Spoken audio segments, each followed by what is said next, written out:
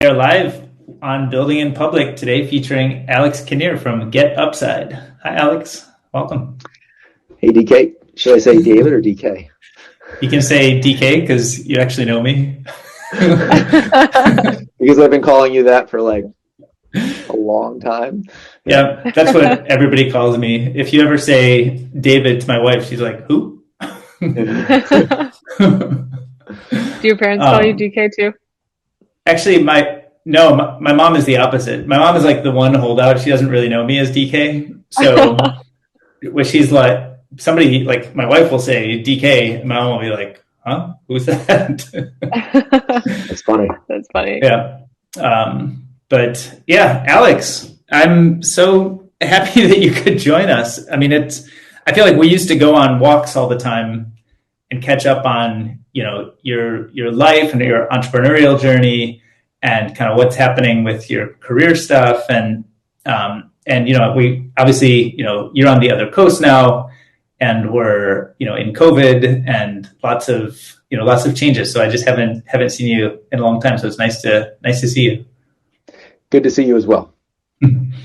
So, I think part of what I thought would be fun is, we want to just talk through your story, where were you coming from, where are you going with this? And then also just sort of how that, I think a lot of times, a great new company and service is really like an extension of something that the founder has like insights and understanding from just like a lived experience. And you've spent a lot of time caring about a lot of these related problems for a long time. So I'd love to just sort of, take it from however far back we should go and sort of get up to the present of like, why GetUpside and, sort of what is the whole story here. And I was telling Missy, I was trying to remember, like, I think we actually officially met right after we each left Google. So my history with you, whoops. Did we lose your video?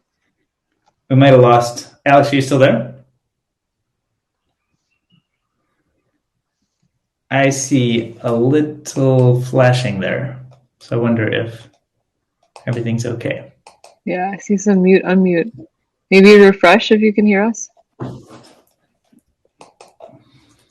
Yeah, Alex, if you can hear us still, if you refresh your browser, I see some changes afoot there.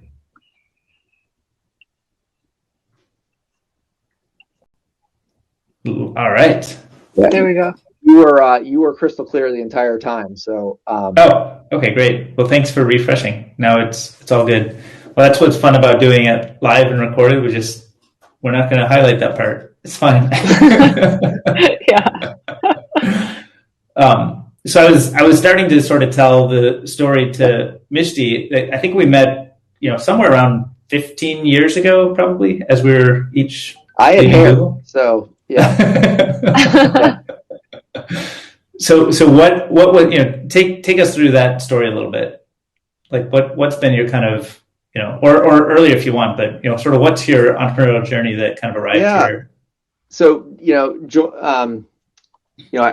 I did some things pre-Google.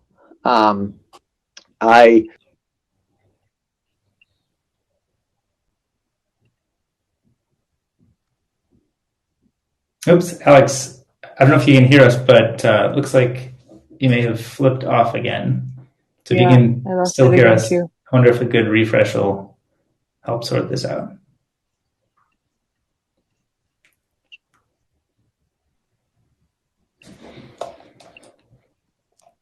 Hey, were you able to hear us okay? That time I lost the two of you. Oh, you did? Okay. You both went black. Are you on Chrome? I am in Mac? Chrome. Okay. I am hardwired in, but I am Chrome Great. Mac. Yeah. Oh no, that's good. Yeah, perfect. Okay, it's probably on our side or network or something. All right. So pre-Google, I started my career actually in Procter & Gamble, which does come into play later on. But so I had this experience in the brick and mortar world, and then joined Google and did a bunch of different things, but ended up as a product manager, as building the large advertising ad serving systems. And what was really impactful for me at that point in time was to see how at the Procter & Gamble world, we interacted with consumers and we thought about like segmentation, right? It was like this, all these smart people would be like, well, we can divide everybody into 6 types of people. And at Google, they were like, that's dumb. We're just going to interact and measure and influence every single person as an individual. So it's like segmentation of billions. And I was like, whoa, that's like way more efficient. And I ran into this guy named Hal Varian, chief economist of Google, who wrote this entire white paper on how that path of personalization, measurement, and optimization that can occur on an individual basis, how it basically just takes the entire online world and makes it more and more efficient, economically efficient, and the brick and mortar world is left behind. So that always stuck in my head. I was like, whoa, that's like a really big problem. And then I left Google and I went into venture capital.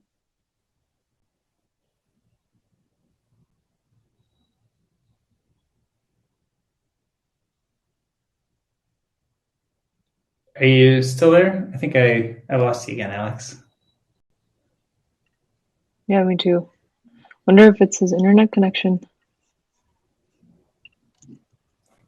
Hey there. We got you back. When you go black, can you hear me, or do we both? No, it kind of just all cuts. You turn into a spinner, so we lose that. But it's okay. Do you know if the internet is looking pretty stable, or any kind of network? I'm wired into 2 gigabit. Yeah, it's stable on my end. Yeah. Yeah, great. You were telling us you went into venture capital. Yeah. So went into venture capital, learned a lot, made some good investments, made some horrible investments, and wanted to get back into operating, and got involved with a company called O-Power, where I led product engineering. We IPO'd. Ultimately, the company was sold to Oracle. All that time in the back of my head, I'm one of these people who walks around with an idea book, and it's filled with things. And you and I would go for walks many times. But the biggest kind of craziest idea of all was to try to make the brick and mortar world as economically efficient as the online world. And, after the company sold to Oracle, and I found myself in Washington, D.C., of all the weird places, because that's where O-Power was headquartered. And I was able to be surrounded with some just extraordinarily talented developers. And so we sat around and I was like, I've got this one idea that's just so crazy. And it makes sense at scale, right? Of course, why would every brick and mortar merchant, if they could choose, would want to interact with every single consumer and be able to optimize and measure that interaction so they could drive more economic value for them and for the consumer. I mean, that's of course they would want that. Yep. But where do you start, right? It's not hard to have this idea at scale in your mind. Yeah. What's hard is step one, because it's kind of an infinitely large thing. And kind of finding that path that lets you achieve the thing you want to achieve. Yeah. That's right. And I was inspired by I don't know Jeff Bezos, to be very clear, but I was inspired by this conversation I could see him having with himself, which is we have to start somewhere, and we should start with books, because nobody cares where they get their book from, and all the books are the same, right? And what you care about is price and convenience, and everybody who reads also probably now buys pretty much all kinds of other stuff. And so for us, the same example was fuel, gas, because you don't really care where you buy the gas. What you care about is price and convenience. And magically, everybody who buys gas also eats. And everybody who eats also, most of them wear clothing, they get things from the pharmacy, they go shopping, they use the other merchants in their local area. As we work down the path of frequency, so starting with the highest frequency and work down, is also the highest frequency also has the lowest margin. So start with the lowest margin, prove it could work there, and then it just gets easier as you go to higher margin items, but they do have lower frequency. And that brings us to today.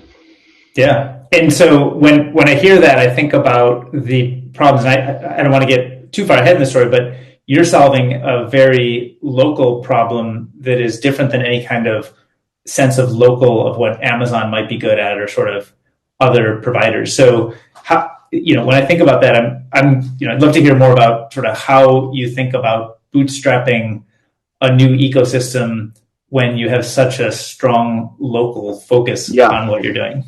Yeah. So said another way, right? We learned the hard way that if you put up like 2 gas merchants, it does not make a product, right? Like 2 stations, people are like, that's pretty dumb, right? We call it, you have to be the one. What does the one mean? The one means when you open your phone and you're going to your phone for the one thing, you have to have that one thing for the user. Right. And so we started very geographically centric in Washington, D.C., and we then grew literally city by city out of that. Yeah. So, we went from Washington, D.C. to Baltimore to Richmond. You have to check your East Coast geography. I moved like 3 hours driving south, or from Baltimore to Richmond. We then made a jump to Florida, and we started in Miami, and then we went, Miami, Orlando, Jacksonville, worked our way up, and then we closed the gap in between. Then we chopped on Texas, and now we are live in 105 cities, and it just keeps growing. Like, we have density, meaning we have more, between 20 and 30% of all the gas stations in Anchorage and in Hawaii. Wow. And so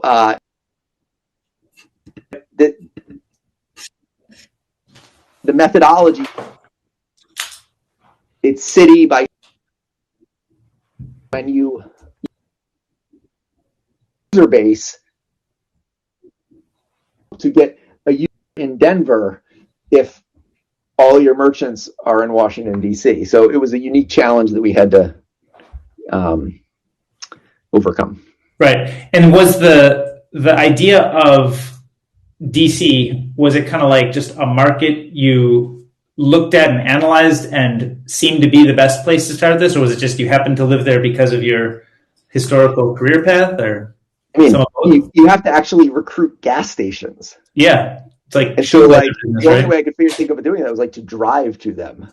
So like not doing it in DC would have been terribly inefficient. Yeah. But was there some characteristic that in DC like worked there, but that might not have worked, like, I don't know, in San Francisco or something? Honestly, the number one thing was because we're not in like internet, we're like local, as you just said. You literally like we needed to recruit one business at a time, and that seemed terribly inefficient to do it anywhere other than where we lived. Right. I think I think this video is flashing now. Do you notice anything like that on your side, Alex? Everything looks totally fine. I'm going to give it a refresh here, just in case it's on my side.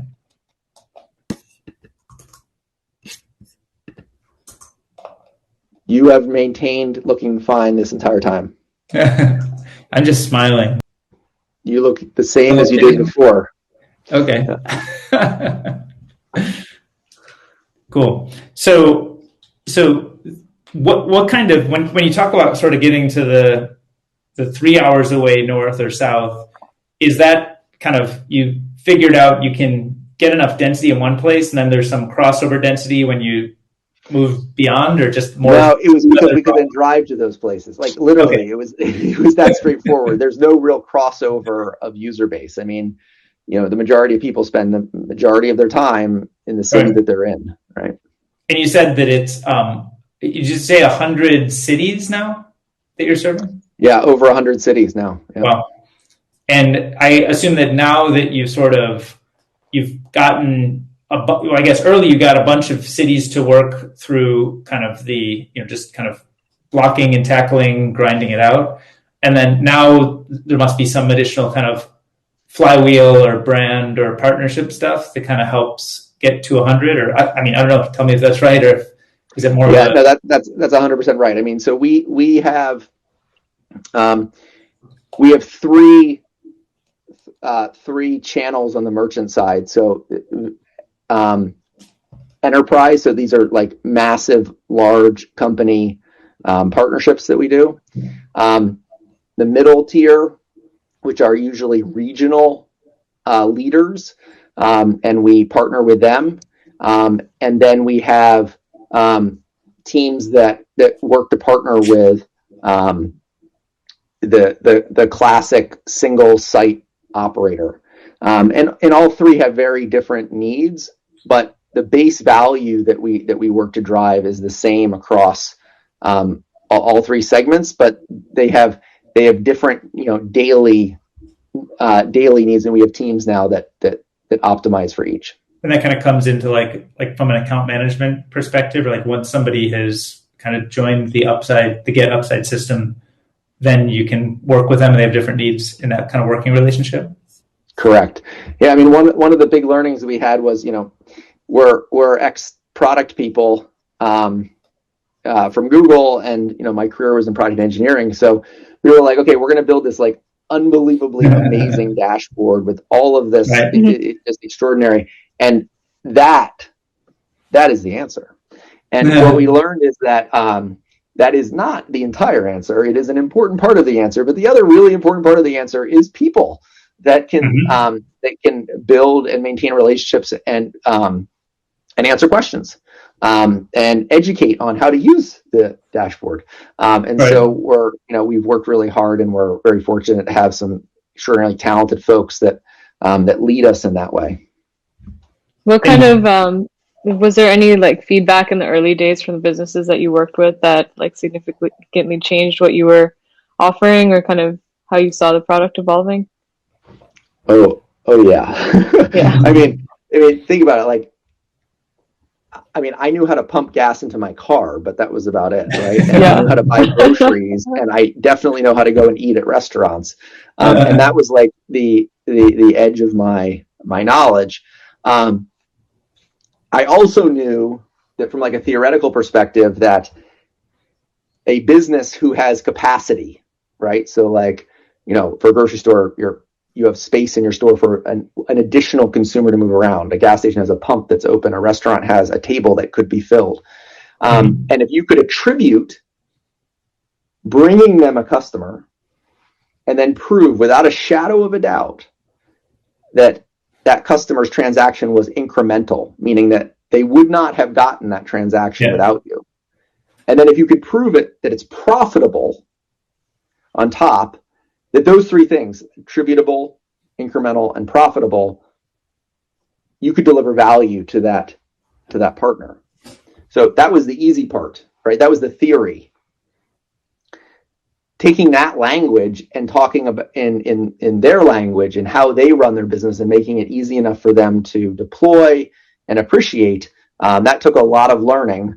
And there are definitely some merchants along the way that I owe a huge debt of gratitude for just answering a lot of really dumb questions and educating us. And then being able to hire people that knew it better than myself. And what does the overall GetUpside team look like today, and across kind of various sales offices and engineering and product, and what's the overall mix? Yep. So we have offices in Washington, D.C., where we started. We've now expanded, and we have offices in Chicago and Austin. And Austin is definitely our fastest growing office. We have, as of today, we probably have over 60 people in Austin, and we started this year at like probably 20. So, wow. Austin, a lot of growth. We've hired probably, close to 100 people in the last year through COVID. And the biggest growth center has been Austin. Mm-hmm. And is that because you're specifically wanting to focus on that market, or it's a good place Yeah, to find talent, or it helps with it's a kind of the? phenomenal place to find talent. Yeah, phenomenal place to find talent. And how do you guys coordinate across like Chicago, Austin, and DC? Are there like daily sync ups, or does each office have its own kind of directive or product ownership area, or how do you think about sort of the coordination across? Yeah, so we haven't gotten to the stage where we have product centric offices. We still things are still very intermixed, and to be Mm-hmm. honest with you, with COVID, with everybody working from home, you Yeah. know, the concept of office didn't really mean anything. Right. We are now working on our office reentry plans, and we're still working through that, just like every single company. Mm-hmm. We're never going back to the way we were. We remote is really important. We have also found that there are certain types of work and certain types of team members where the office provides a lot of value, and Yeah. so we will definitely be a hybrid approach that tries to create value for like, I don't know if you want to go into it, but these certain use Yeah. cases, and but also provide the flexibility of remote as well. Right. And do you think that means you open up to new cities soon, or is that going to be later? Like you've got the I, core three ones and. Yeah, I'd like to keep the offices in these three cities. So if you're not in these three cities for now, you're remote, and we have lots of those folks. But if you want an office centric environment, it's one of the three cities. We can definitely add more. I'm not against adding more, but I'd like to try to re-enter these three before we add more, because we're just getting figured out how we're going to go back. Yeah. What sort of like best practices have emerged over the past year as you think about like having some sort of sense of cohesion and culture as more and more people are remote and across the different offices? Yeah. So let me first and foremost say, like, we did our best. We continue to do our best. Do I believe we are the shining light of the best? No. Right? Do I believe we are the dim light of the worst? No. But we've been working to learn along the way, and number one is just massive amounts of communication. So the training to bring on that number of people through COVID that we've never met. We had to change our interview processes. We had to massively up-level our training. It's still not where it needs to be, but it is a continual evolution. It's a lot better. And then from an internal company perspective of how we operate, it's about communication and written communication. So it can be asynchronous. So things are recorded, things are written. We are blessed with some phenomenally talented communications folks who are helping us. Who help us, send out weekly summaries going on, monthly summaries of what's going on. We do weekly Ask Me Anything sessions where people can write in any question and up/down vote them. We just take them off the list. We do company meetings, which is a lot of communication to try to be as transparent as possible, so that people. I mean, the bottom line is what we need is everybody have as much information, like input, so they can make the best output decisions on an hourly basis. That's really the goal of it. Yeah. And does that manifest itself in terms of, like, I've heard of some people leading a company might do like a podcast or blog post or a weekly TGIF or kind of an all hands. Are some or all of those parts of how you think about kind of the internal comms and keeping kind of keeping everybody coordinated on kind of sharing knowledge? Ask that question again, David. Sorry. Yeah, just like you think about sort of when you have a bunch of different people who are all trying to coordinate their activities, you're talking about how it's important to get as much knowledge, distributed out to people as well as possible. And I've heard, lots of different techniques. Like I've heard some people use like an internal podcast or an internal blog, or maybe there's like a weekly, TGIF. You mentioned kind of a Q&A, so maybe it's a TGIF Q&A kind of format. Have you tried across all of those and then stuck with a few, or? So we do all of it. So every Monday there's a summary of here's what's important for everyone to focus on, and it's a little bit of a mix of like what happened last week and what you need to focus on this week. Every month we do a similar version, much longer form. Every week on Friday, we do the ask anything session where people up, down vote, and then that's recorded, so it's available for people to watch.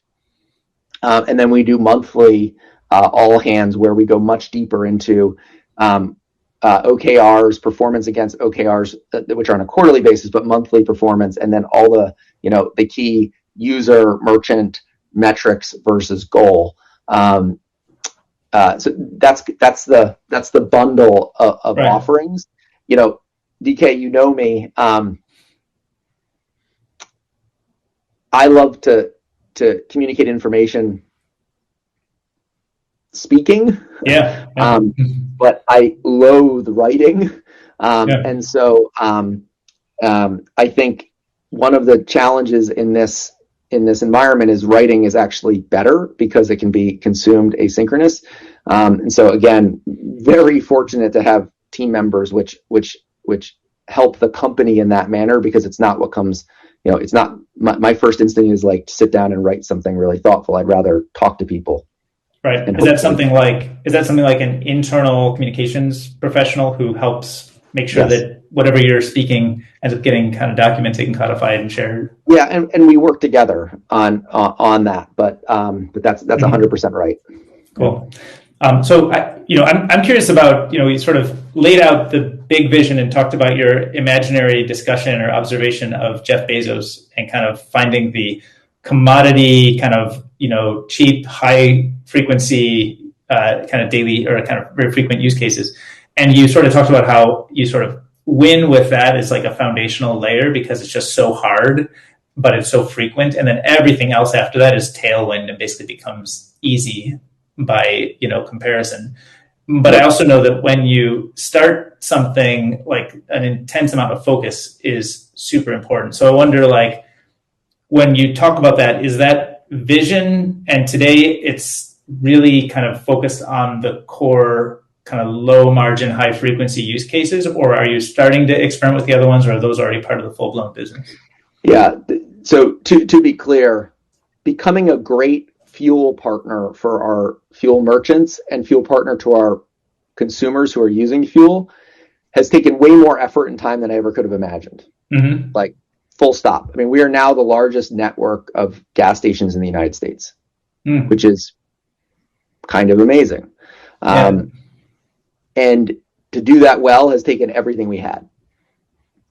The resources required to then, go off the fun anecdote that everybody who buys fuel also eats. We were really just getting ready to like do that with gusto, where we had like, it wasn't just me talking. It was, engineering resources dedicated, count the right sales team. Right in January and February of 2020. So like March, it came to a screeching halt. And, the team deserves tremendous credit because they just continue to grind and iterate throughout all of COVID. And, the thesis was that when people return to brick and mortar, that brick and mortar would need us more than ever. And that has turned out to be very, very true. So we are now, accelerating again there. And have just,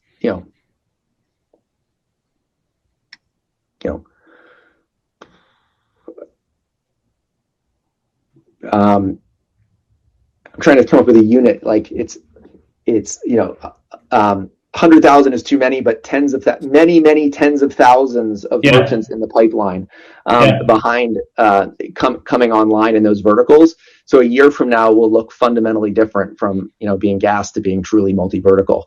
We are focused on grocery and restaurant because they are the next most high frequency, and we are now I'm starting to talk, and we have several people who are starting to have their mind share on the next jump into the next verticals.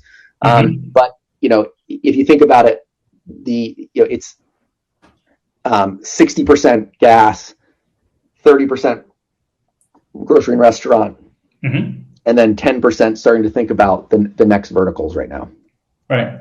And then on the core gas vertical, you mentioned that you're the largest network of gas stations. So if I'm in my imagination, I think if I understand right, that's like a virtual network. Is that right? Yeah, 100%. Okay. Yeah, because you don't own and operate a gas station. You we have partners that you work with. We do not. We leave that to people who are much more skilled than us at that. But we build we have software that serves and offers to consumers the largest set. So like if a consumer could download brand X, ExxonMobil, right? Yep. We have many, many more sites than they do. So we have an offering that's larger. And what that really enables is partnership conversations, because there are a lot of people or companies that want and value a fuel network, and we actually now have the largest network. Right. So is that value of fuel network meaning as distribution for other products or for information aggregation or some? It's for their users, right? So you could think like, who has a lot of people that are all over the place that need gas, and they could go and, cut individual deals, or they could come to us, and they choose to come to us. I'm being cagey because there's like 3 term sheets. Yeah.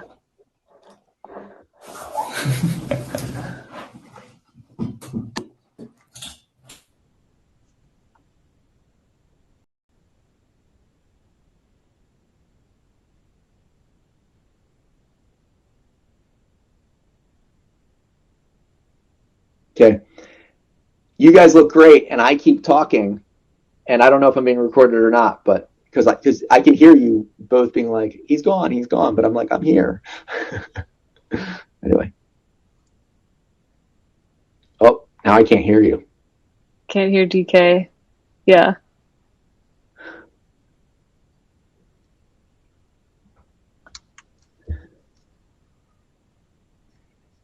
Mm-mm. I'm back.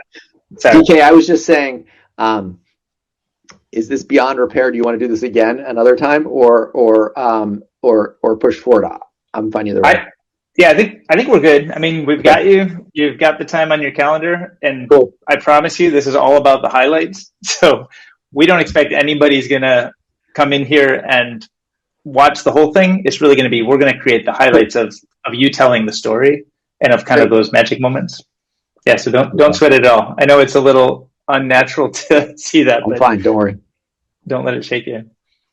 Cool. So yeah, sorry if I had dropped myself a little bit. I don't know if you guys were in the middle of something or.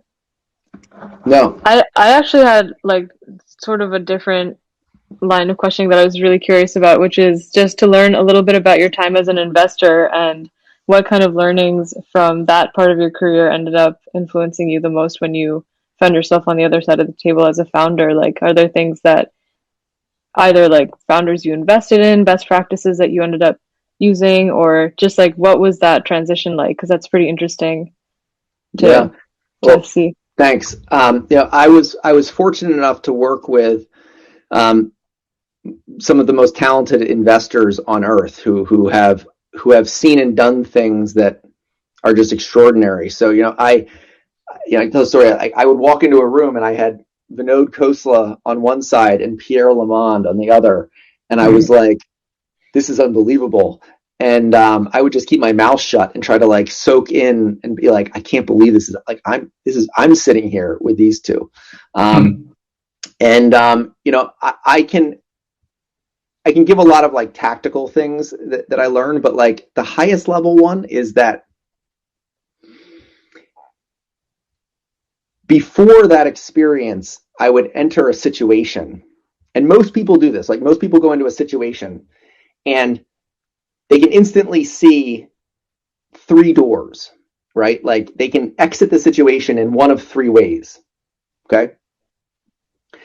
But in reality, there's actually 30 doors. Mm-hmm. But most people haven't been introduced to all of the different permutations. Now, not all 30 doors are good, right? I'm not saying they're good options, but they are options, right?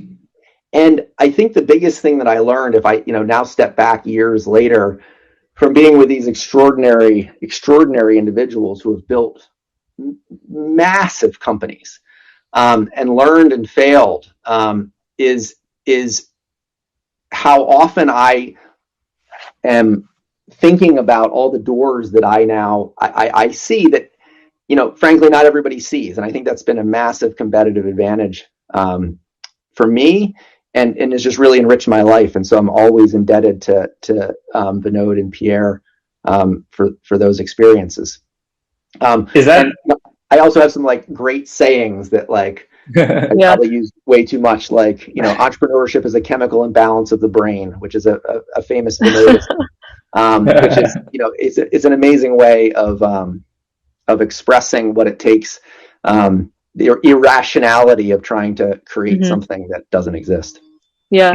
How do you train yourself to see those doors, or what does that look like for you in practice right now when you're sitting down with a big decision? I'm not sure. I've never been asked that question before.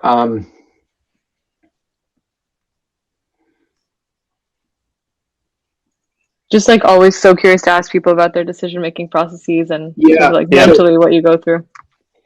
So I think it's less to do with the process. It's more that for years I sat and was in a room where different decisions were being debated, and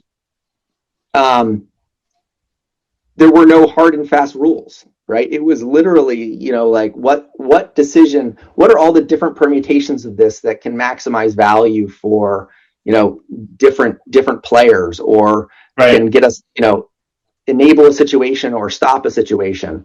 And so it's less about a framework now for me, and more pattern recognition of being okay, this is the way this is going to work, or this is the way that's going to work, or this is what happens if you make this decision.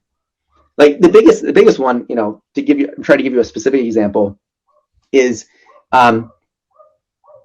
too often people go into partnership decisions and they're too short-sighted on the partnership decision itself and not what happens afterwards. And it's what happens afterwards that is really the only important thing.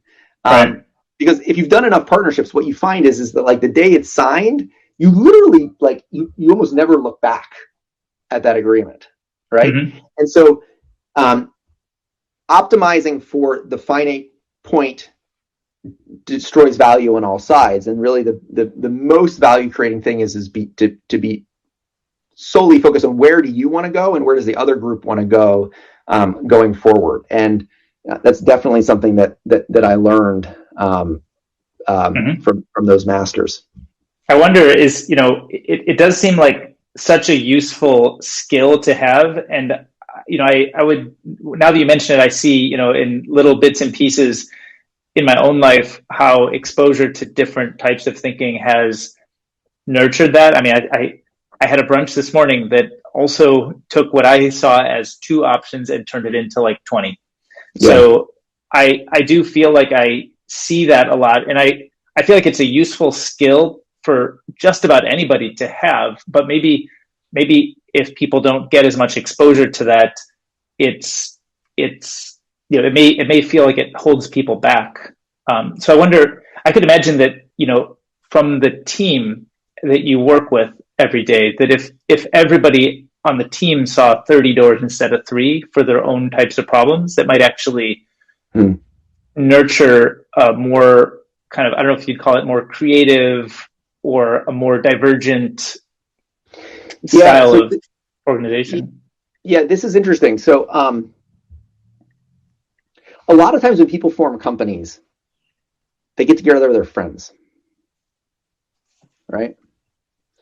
And I wouldn't say we did it purposefully to found this company with non-friends, because we are very friendly, right?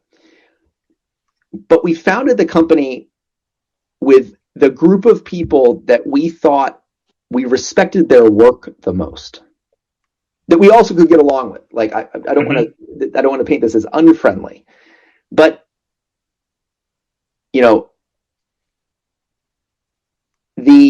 and what that has enabled, DK, to your point, is it is a group of people who do not see the world the same way.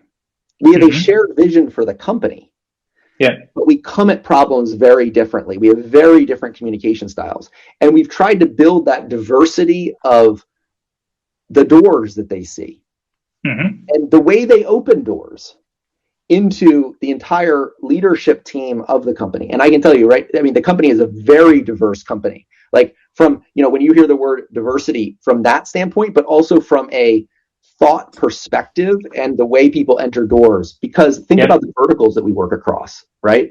You just get people with very, very different backgrounds. And that has actually been a huge advantage for us, I would say, because we definitely, like, when we come into a problem, it's not just I may see 10 doors, but the diversity of the thought brings another 10 doors. And I think the point of this is like, you're more likely to make a good decision if you see all the potential options, right? Yeah. You need to know what's a really bad option to be able to pick a good option. Right. So to even have the confidence or, let's say, security to look at all 20, I think requires a sense that, like, the team is there for you and there's a safety net that you can explore things that look risky and uncertain, and you can kind of nurture it. And if just because you raise your hand and mention door number 17 and it turns out to be not that good, it's no harm, no foul, right? It's just part of the process.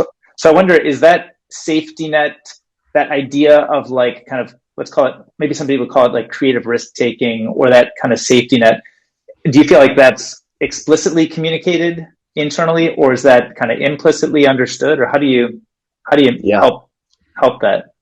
So the first, when someone joins our company, so I can give you examples of what you just said through many generations of the company, but I'll talk about right now. When a person joins our company, the first day, their first onboarding session is with me. And I tell, a story about why we exist, our mission. And then I talk about our company values, but I talk about 3 examples that you're not going to like. It's not what's on the website. It's that value, but in a different way. And the first thing I say is that there is a rule in this company. And that is, you are never allowed to do what you're told, ever. And sometimes, like, I can sound really sure of myself, like really confident that we should do this. And you are not allowed to do it. And it does not matter who asks you. And then the next part of this is, so if you have to decide if it's the right thing to do. So let's say, DK, I tell you something, I'm really passionate about it, go do X, and you do X and it's wrong. Who's it on? Well, if you're only allowed to do what's right and not what you're told, it's on you, right? People are like, well, Alex told me, right? And that point, and I go through, like, okay, what do you do if you don't agree, and what steps should you take? I won't go through all that, but the freedom that gives people, or the freedom I want it to give people, is to be able to say, wait a second, this makes sense. And this is especially important because I'm like, all right, so tomorrow you're going to be, in a situation where a decision has to be made. And you're going to be like, wow, I'm surrounded by all these really smart people, and this is a big decision. What is the average tenure in the company of the people that you're around? Like, statistically, if you're growing as fast as we're growing, statistically, you're in a room with a bunch of people that have all been there less than a year. Everybody's new, If you think that they know the answer, they don't, right? And so that helps get more doors opened up, like identify more doors. If a person's like, wait a second, like, I'm just not sure if this is right. And right can be like the right decision, or I don't have enough information to know if this is right. Right. And so seek more information to expose more doors so that hopefully your people are going through it, is a big thing for me and for the company. Do any particular, like, examples or conversations come to mind, either with you yourself when someone has, like, come back to you with different information that's made you change your mind on something, or something you've seen play out in the company? Yeah, I mean, I can give you several. I mean, the ones that stick out in my mind first are the ones where that wasn't followed. Yeah. Right. And the classic one is, and I'm going to use myself for it, is I called a senior engineering leader, and we were in a situation where we had an upset customer because there was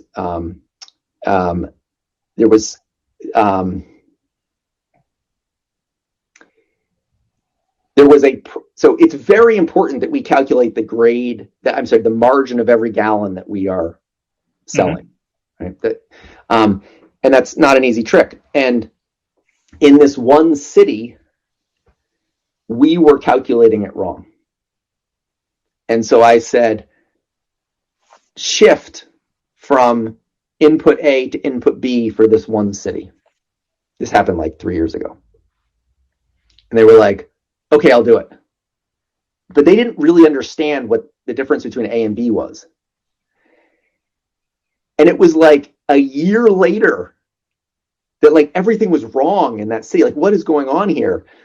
And I was like, what? Like, what's? And this person raised their hand and like, well, it's because I switched from A to B. And I was like, oh my God. Oh, no. Like,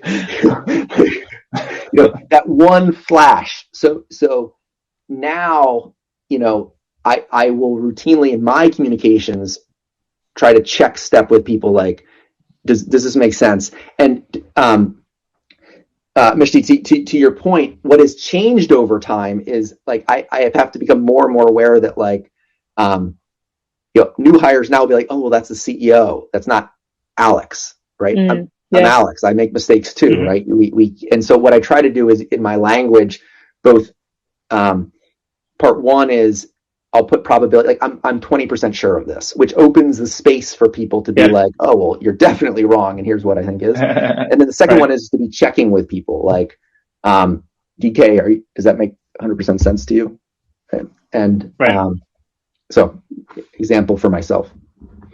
Yeah, makes sense. We talked to Annie Duke about kind of decision making methods. And one of the things that she was telling us is around this idea of like the blind ballot, where you take the person with kind of the more presumed authority in decision making and you have them sit quiet, and then you sort of solicit some of the feedback from the people who are perceived as maybe less authoritative in the decision, but who may actually be closer to the problem. I wonder if those kinds of decision science, kind of processes, if you sort of have formalization of them, or if they're things that you sort of implicitly figure out. Yeah. So there are things that I do personally, and then there's things in the company. And, frankly, like we can always be doing better at this, right? And it's much easier if you're all sitting in the same room, but in a virtual world, it gets harder. And so like, I really like what Annie says, and if she can create a process for that where it is formalized, that's very, very powerful. For me, I just work to make sure that there's never a decision where everyone hasn't spoken. If you're in this meeting, right, we need to ensure that what you say is there. And the other thing we do a lot is Lencioni. It's like an author. They have a consulting group. They do a lot of, they have two kind of like quick and dirty things. One is the up-down vote. So you say, all right, it sounds like we're trending this way. Let's just get a quick check. Up, down. Down does not mean no. It just means I'm not sure yet. Like I want to continue to ask questions. And if someone says down, then they're the ones who then they get the floor to ask questions, right? Or suggest other doors. The other is fist of five, where it's like, okay, wait, just let me just quick check. Like, 1, you're totally supportive of this. 5 is not quite sure, and then any gradient in between. And so you look around, you're like, okay, wait a second. Like most people are 3, right? That means they're not quite there yet. So constantly trying to check in. Right. And that format is you're kind of on a stage with an audience of people? No, this would be in meetings. So, this is a meeting. Okay. We have some new marketing release, right? And so people will use those mechanisms within the company to ensure that we're getting the voices heard, exposing those potential doors. So it could be kind of like maybe a dozen people around a table, or that kind of environment. Exactly. Cool. To make it so that the person who's like, not quite ready to speak up could be like, okay, great, that's awesome. Right. Let's talk about that. Like, what's. Yeah, so it's kind of like explicitly surfacing any questions, concerns, disagreements without people having to volunteer. Like, everybody has to say something. Everybody has to indicate something, and so you get the people to sort of say, more questions. Exactly. Yep, that's right. When you mentioned kind of how I think it's been evolution over time around the language you use to doing kind of these 20% sure. I wonder, is that, I'm 20% sure of this, let's go figure it out, or, push back if you disagree. And I wonder, is that a technique that you've kind of figured out or read about or learned about, or do you work I've just gotten a lot of feedback where I sound super certain and I know I'm not. Right. And so I can't modulate my enthusiasm with my assurance. Sometimes I am really sure and I am really excited. And then it's like I'm 100%, right? But I can also get really enthusiastic, something where in the back of my head I'm like, I'm not sure this is a good idea. And I depend, like, that thing about you can never do what you're told, you can only do what's right. It starts with the founders. Like, the founding group is very comfortable telling each other that we're wrong. And that comes from the fact that we aren't all just best friends. It's not, it's not that we like getting beers together. I mean, we do like getting beers together, but like, that wasn't the reason why we got together. We got together because we were like, this is literally the most talented group of people. And we know everybody is load bearing. We've seen everyone take on massive responsibility and deliver. And what comes with that is also the ability to say, hey, I think there might be a different way. Yeah. How does that influence the way you think about recruiting, and has that changed over time, like kind of the signals that you think are super high quality in terms of when you're hiring for someone? Because like culturally, I think it's really impressive how thoughtful you're being about like inculcating that sense of comfort and kind of debate. But how do you get someone before you have we do have a very specific recruiting methodology, which I don't really want to fully go into, but you don't have to. But we are looking for people who have a demonstrated capability of overcoming obstacles and creating new environments for themselves. Why? Because we grew 30% quarter over quarter last quarter. All right, we're going to do it again this quarter. Yep. When you're growing that fast, it does not matter if you made the best decision in the world today, because it's probably going to be wrong 3 months down the road because you're just growing so fast. So things are just constantly breaking. And so you need to have people that embrace that and understand that and have a demonstrated ability to kind of adapt and change throughout their lives, not just careers, but lives. And are those coachable if somebody otherwise has great talents, or it just needs to kind of come when they arrive on the doorstep? It's very difficult. It's very difficult. We have seen some extraordinarily talented people who don't have that really struggle, because it's hard to internalize that I made a great decision. I invested to build this process, and now it's wrong. Not because I didn't do a great job, but because the system has now, the system has now gotten bigger. The thing that works for 1 million transactions a month does not work for 5 million transactions a month. It just doesn't. Right. Yeah. Makes sense. Cool. I know we're getting toward the end of the hour we agreed to spend. And we have done this for many, many hours. Yeah. Right? Yeah. It's so good. You have always been such a thoughtful thought partner. You've always asked me such great questions. And Mishti, he clearly has a partner in you who does the same. So I've enjoyed this, and we have too. It's been great. I feel like we've learned a lot, kind of about. I mean, I think we understand you, the person, and I think we've added that. I think in this kind of memorialized format, so we understand you, the person, and your thought process a lot, which is helpful. I think just to us to see a new perspective in the world, and then I hope that other people who see this video can also learn from you and understand you and Upside and GetUpside and what you guys are all about and what you're culturally like. So thanks for coming and thanks for sharing. Anytime. Take care. Thank All you right. so much. See you, Alex. Bye. Bye.